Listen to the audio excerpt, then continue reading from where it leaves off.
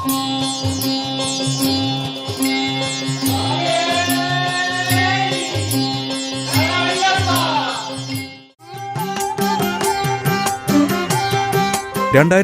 November 17 മുതൽ 2011 November 16 വരെയുള്ള ഒരു വർഷക്കാലം കലിയുഗവരദനായ ശബരിമല ശ്രീ ധർമ്മശാസ്താവിന്റെ പൂജകനായി സേവനമനുഷ്ഠിച്ചത് ആലുവ മാറമ്പള്ളി അശിക്കത്ത് മന ബ്രഹ്മശ്രീ ഏഴിക്കോട് ശശി നമ്പൂതിരിയായിരുന്നു. നാളിതുവരെയുള്ള പൗരോഹിത്യ ജീവിതത്തിൽ ലഭിച്ച ഈ അസുലഭ സൗഭാഗ്യത്തെ അയ്യപ്പ കടാക്ഷമായി കണ്ട് തന്റെ അനുഭവങ്ങൾ പങ്കുവയ്ക്കുകയാണ് ഈ വൈദിക ശ്രേഷ്ഠൻ.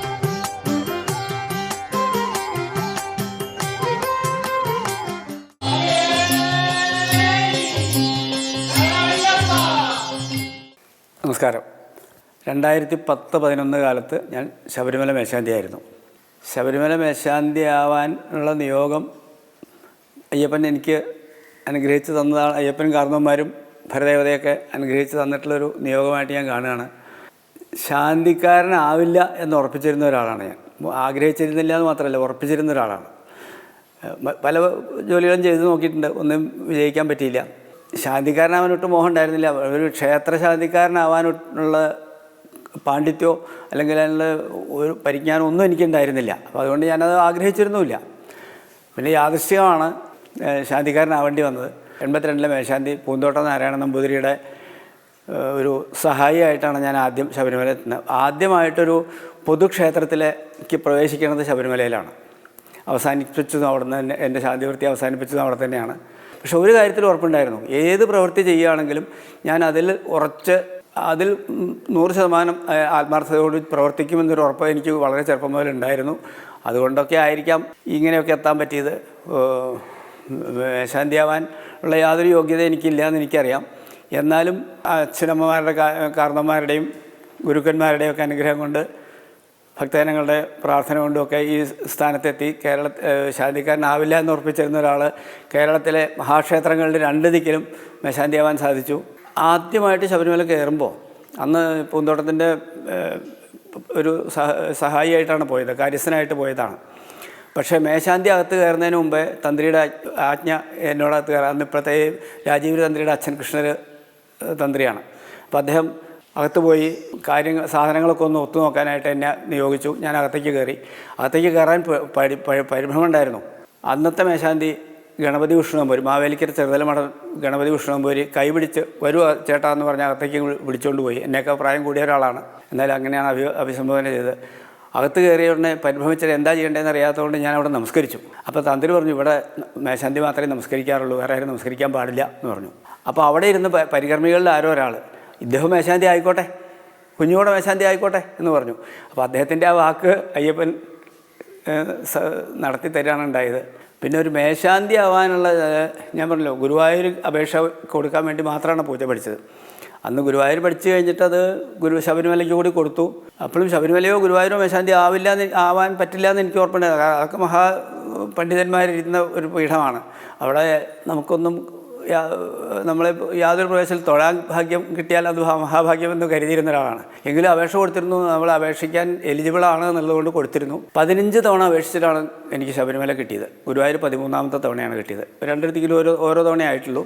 രണ്ടാമത്തെ ശ്രമിച്ചെങ്കിലും ഗുരുവായൂർ മേശാന്തി ആവാൻ സാധിച്ചിട്ടില്ല. ഗുരുവായൂർ ആവാം, ശബരിമലയിൽ വൺസ് ഇൻ ലൈഫ് ടൈമാണ്. അപ്പോൾ അത് ജീവിതത്തിൽ ഒരിക്കലേ പറ്റുള്ളൂ. അത് പിന്നെ ശ്രമിക്കാൻ പറ്റില്ല. അത് മാത്രമല്ല എനിക്ക് അവസാനത്തെ ചാൻസാണ് കിട്ടിയത്. ശബരിമല യാത്രയുടെ 41ാമത്തെ വർഷമാണ് എനിക്ക് ശബരിമല കിട്ടിയത്. അതൊരു വേറൊരു നിയോഗമാണ്. അത്ഭുതങ്ങളുടെ കൂട്ടത്തിൽ 18 കൊല്ലം കോയമ്പത്തൂർ സിദ്ധാപുത്തൂർ അയ്യപ്പ ക്ഷേത്രത്തിൽ ശാന്തി ജയിച്ച് എന്നെ അർഹനാക്കിയതിന് ശേഷമാണ് ഇവിടെ എനിക്ക് കിട്ടിയത്. 91 മുതൽ 2009 വരെ ഞാൻ സിദ്ധാപുത്തൂർ അമ്പലത്തിൽ മേശാന്തിയായിരുന്നു. അപ്പോൾ 18 കൊല്ലം പരീക്ഷിച്ചതിന് ശേഷമാണ് അയ്യപ്പൻ എനിക്ക് ഇവിടെ സെലക്ഷൻ തന്നത്. അപ്പോൾ അങ്ങനെ കുറേ കാര്യങ്ങൾ നിമിത്തങ്ങളായിട്ടുണ്ട്. ശബരിമല മേശാന്തി ആയിരുന്ന ഒരു കൊല്ലം അവിടെ വളരെ ആനന്ദകരമായിരുന്നു എന്ന് തന്നെ പറയാം. കാരണം ജീവിതത്തിൽ നമുക്ക് കിട്ടാവുന്ന ഏറ്റവും വലിയൊരു സ്ഥാനമാണ് അത്. അവിടെ തന്നെ താമസിക്കണം. അവിടെ മാസത്തിൽ 5 ദിവസം നട തുറക്കുള്ളൂവെങ്കിലും ബാക്കിയുള്ള 25 ദിവസങ്ങളിൽ അവിടെ തന്നെ തപസ്സായിട്ട് കൂടുമായിരുന്നു. ആ സമയത്ത് ഉള്ള ഈ നട തുറന്ന കാലത്തെ പൂജയേക്കാൾ ആ നട അടച്ച കാലത്തെ തപസ്സിനായിരുന്നു ഒരു കണക്കിൽ പറഞ്ഞാൽ ശക്തി കൂടുതലെന്നാണ് എനിക്ക് തോന്നിയിട്ടുള്ളത്. നമുക്ക് മാനസികമായിട്ട് ഭഗവാനോട് സമർപ്പിക്കാനുള്ള ആഗ്രഹങ്ങളോ അല്ലെങ്കിൽ നമ്മൾ എല്ലാം സാധിക്കുമായിരുന്ന ഒരു സമയമാണ്. വളരെ ഭക്തിയോടുകൂടി തന്നെ ആ ഒരു കൊല്ലം ഞങ്ങൾ രണ്ടുപേരും, ഞാനും മാളിയ പരമേശാൻ്റെയും ധനഞ്ജയൻ നമ്പൂരി, ഞങ്ങൾ രണ്ടുപേരും അത് ചെയ്തു എന്നാണ് ഞങ്ങളുടെ വിശ്വാസം. ചുരുങ്ങിയത് 2 സഹസ്രാവൃത്തിയെങ്കിലും ചെയ്യാൻ സാധിച്ചിരുന്നു.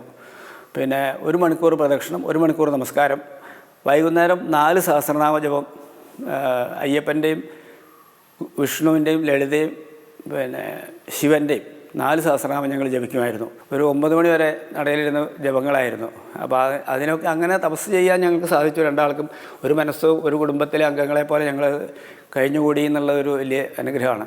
അവിടെ ഇരുന്ന കാലത്ത് ഭക്തന്മാരുടെ അനവധി പ്രാർത്ഥനകൾക്കോ അതിനൊക്കെ നമുക്ക് പലതും ചെയ്യേണ്ടി വന്നിട്ടുണ്ട്. ശരിക്കും ശബരിമലയിൽ നിന്ന് ഇറങ്ങിയതിന് ശേഷമാണ് ഈ സ്ഥാനത്തിൻ്റെ മാഹാത്മ്യം കൂടുതലും ഞങ്ങൾക്ക് അറിയാൻ സാധിക്കും. ഭക്തജനങ്ങളുടെ മനസ്സിൽ അല്ലെങ്കിൽ എവിടെ പോയാലും നമ്മളെ അറിയുന്ന ഒരാളുണ്ടാവും. അപ്പോൾ അവരുടെ നമുക്ക് സമൂഹത്തിൽ കിട്ടുന്ന ഒരു അംഗീകാരമോ അല്ലെങ്കിൽ ഒരു ആദരവ് കൂടുതലായിട്ട് ഇപ്പോൾ ഇന്ന് വരെ അനുഭവിക്കാൻ സാധിച്ചിട്ടുണ്ട്. അതൊക്കെ പൂർവ്വജന്മ സുഹൃതം അല്ലാതെ ഒന്നും പറയാനില്ല. ശബരിമലയ്ക്കൊരു പ്രത്യേകതയുള്ളത്, ശബരിമല ക്ഷേത്രം മറ്റ് ക്ഷേത്രങ്ങളിൽ നിന്ന് വ്യത്യസ്തമായിട്ട് ഒന്ന് വ്രതശുദ്ധിയോടുകൂടി പോകണം. മറ്റ് ക്ഷേത്രങ്ങളിലേക്ക് ഇപ്പോൾ എവിടെയാണ്, തിരുപ്പതി ആണെങ്കിലും ഗുരുവായൂരാണെങ്കിലും പത്മനാഭസ്വാമി ക്ഷേത്രത്തിലാണെങ്കിലും ഏത് ക്ഷേത്രത്തിലേക്കാണെങ്കിലും നമുക്ക് ഇന്ന് വേണമെന്ന് വിചാരിച്ചാൽ അപ്പം പോവാം. ശബരിമലയ്ക്ക് അത് പറ്റില്ല. ഒരു 41 ദിവസത്തെ വ്രതം, കഠിനമായിട്ടുള്ള വ്രതം എടുക്കണം. ഏറ്റവും സാധാരണ ജീവിതത്തിലേക്ക് വന്ന് ഇപ്പോൾ പഴയ ആചാരങ്ങൾ നമ്മൾ വളരെ വ്യത്യാസം വന്നിട്ടുണ്ട് ഇവിടെ. എങ്കിലും ഒരു ഗുരുസ്വാമിയുടെ നിർദ്ദേശം അതാണ് ഏറ്റവും പ്രധാനം. എത്ര കൊല്ലം പോയിട്ടുള്ള ഒരു സ്വാമിയാണെങ്കിലും ഒരു ഗുരുസ്വാമിയുടെ നിർദ്ദേശത്തോടുകൂടി ശബരിമലയ്ക്ക് പോകാൻ സാധിക്കുമല്ലോ. അപ്പോൾ അതൊരു പ്രത്യേകതയാണ് ശബരിമലയ്ക്ക്. ഗുരുസ്വാമിയുടെ നിർദ്ദേശാനുസരണം ഗുരുസ്വാമിയുടെ അനുഗ്രഹത്തോടുകൂടി മാല ധാരണം ചെയ്ത് 41 ദിവസം വ്രതം അനുഷ്ഠിച്ച് ദേവനും ഭക്തനും തമ്മിൽ വ്യത്യാസമില്ലാതെ മാല അണിഞ്ഞാൽ ആ നിമിഷം മുതൽ അദ്ദേഹവും സ്വാമിയാണ്, അകത്തിരിക്കുന്ന ദേവനും സ്വാമിയാണ്. അപ്പോൾ ആ ഒരു വ്യത്യാസമില്ലാതെ ഉള്ള ഒരു സാമൂഹിക ക്ഷേത്രം എന്ന് തന്നെ പറയട്ടെ. മറ്റൊരു മതത്തിലും ലോകത്തിൻ്റെ ഒരു ഭാഗത്തും അങ്ങനെ ഒരു ദേവാലയമില്ല. അത് ശബരിമലയ്ക്ക് മാത്രമേ ഉള്ളൂ. ഈ ഗുരുസ്വാമിയുടെ നിർദ്ദേശാനുസരണം അവിടെ പോകുന്നു. അത് കഴിഞ്ഞ് പോരുമ്പോഴാണെങ്കിലും അതെ, ഈ 41 ദിവസം കഠിനമായ വ്രതം നമ്മൾ സ്വീകരിക്കണം. അത് കഴിഞ്ഞാലും തിരിച്ചു വരുന്ന മാല ഊരുന്നത് വരെ ഗുരുസ്വാമിയുടെ നിർദ്ദേശത്തിൽ തന്നെയാണ്. അപ്പോൾ പോകുന്ന വഴിക്കും വരുന്ന വഴിക്കുള്ള ക്ഷേത്ര ദർശനങ്ങൾ, അപ്പോൾ എല്ലാം ഈ മാല ധരിച്ച് ശബരിമല പോയി തിരിച്ച് വന്ന് മാല ഊരുന്നത് വരെ വളരെ നിഷ്ഠയോട് കൂട്ടിയിട്ടുള്ള ഭക്തിയോട് കൂടിയിട്ടുള്ള വ്രതാനുഷ്ഠാനങ്ങൾ വേണം. അതൊരു നിർബന്ധമുള്ളൊരു ക്ഷേത്രമാണ് ശബരിമല.